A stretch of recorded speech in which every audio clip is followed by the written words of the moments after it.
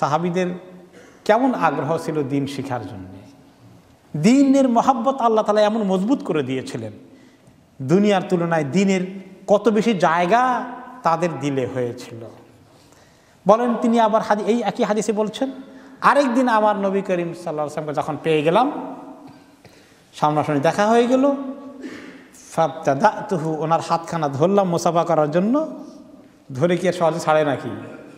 সুম্মা ফাআখাযতু বিয়াদিহি, হাতটা ধরলাম। ফাকুলতু ইয়া রাসূলুল্লাহ আখবিরনি বিফাওয়াদিল আমাল। ওই দিনকার আমলগুলো শুনতে খুব ভালো লাগছে, আমল করছেন। বলে যে আজকে আমারে কিছু ফজিলতের আমলের কথা শোনাবেন। আজকে আবার দরখাস্ত দিচ্ছেন। আমরা কখন দেখা হইলে কার কাছে এইগুলো জিজ্ঞাসা করি?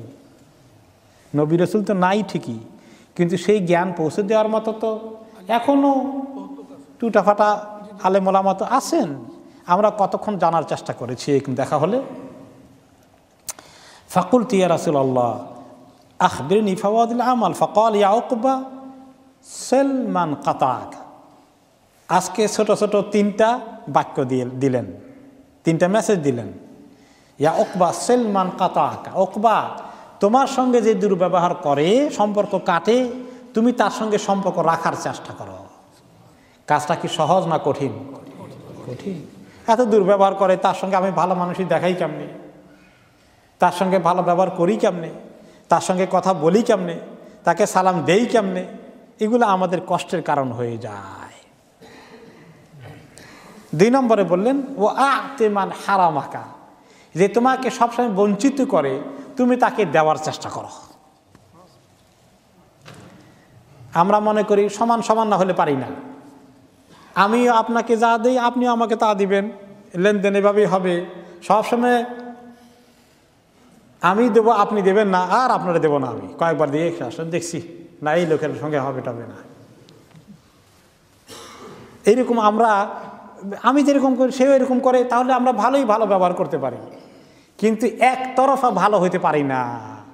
ইসলাম কি বলে? তুমি একতরফা ভালো থাকো। আপনি কি শুনছেন সে আমাকে কি করছে? আপনি কি শুনছেন আমি আমার প্রত্যেক ছেলে মেয়ের বিয়ে তাকে দাওয়াত দিলাম, তার মেয়ের বিয়েতে সে আমাকে দাওয়াত দিল না, আর কোনোদিন তাকে দাওয়াত দেব না। এরকম আমাদের হয়ে যায়। আমি অমুকের প্রায় হাদিয়া দিয়ে, সে আমাকে দেয় না, আর দেবো না তাকে হাদিয়া। কিছু কোনো কাটেছি জানেন না, চিনে না, খালি নেয়, খালি খায়, দিতে জানেন না। আত্মীয় স্বজন এরকম করে, হ্যাঁ, এত অসামাজিক, এত কৃপণ, আমরা তাদের আর দাওয়াটাও দেব না। এরকম মানসিকতা আমাদের হয়ে যায়। তিনি বললেন ও আতেমান হারামাকে, যে তোমাকে দেয় না তুমি একতরফা দাও।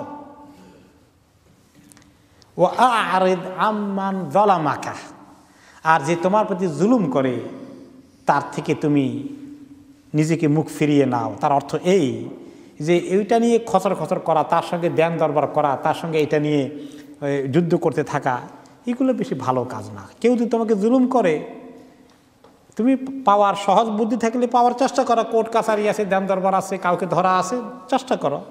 কিন্তু যদি দেখো যে না, সে জুলুম করে যায়, সে কোনো কোর্ট মানবে না, কাছারি মানবে না, আর কোর্ট কাছারিতে সবসময় দলিল প্রমাণ নিয়ে যাওয়াও যায় না, তারপরে কোনো সমঝদার লোকের কথাও শুনবে না, সে তার জিদ নিয়ে আছে, সে তার তরিকা নিয়ে আছে, তাহলে আর এটা নিয়ে বেশি বাড়াবাড়ি না করে ইগনোর করো, খালাস।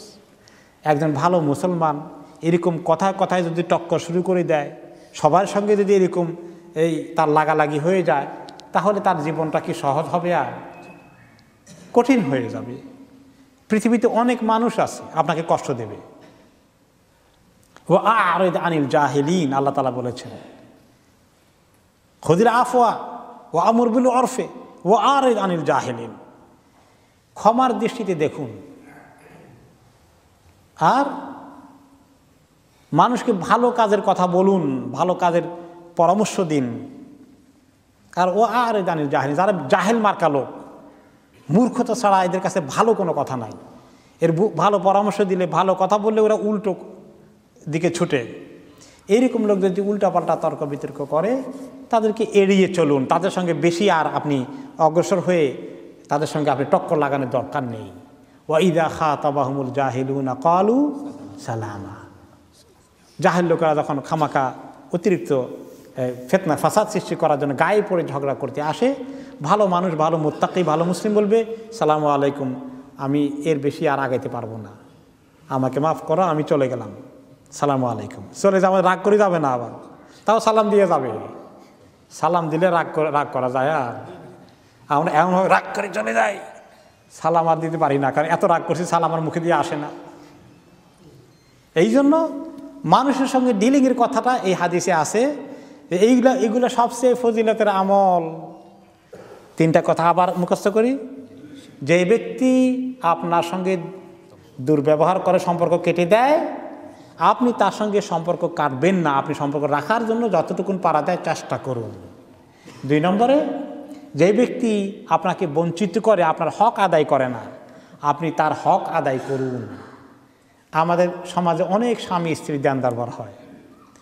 স্বামীর কমপ্লেন, স্ত্রী হক আদায় করে না, স্ত্রী তার কথা শুনে না, স্ত্রীতে কোনো কোঅপারেশন নাই, নন কোঅপারেশন।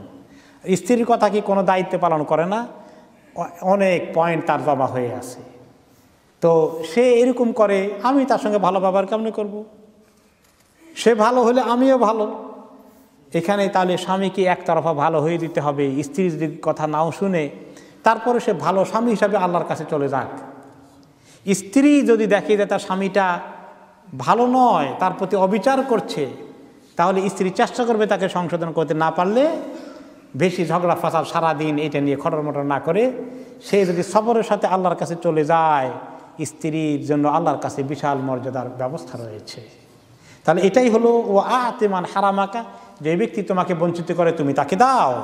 3 নম্বর হচ্ছে, যে ব্যক্তি ঝগড়া ফাসাদ করে তোমার উপরে খামাকা প্যাচ লাগাই দেয়, তোমার প্রতি অভিযোগ করে, তোমার ব্যাপারে সঙ্গে সঙ্গে খামাকা ফিতনা ফাসাদ সৃষ্টি করতে আসে, তুমি তার থেকে নিরাপদে সরার চেষ্টা করো, নিরাপদ থাকার চেষ্টা করো, নিরাপদে চলে যাওয়ার চেষ্টা করো।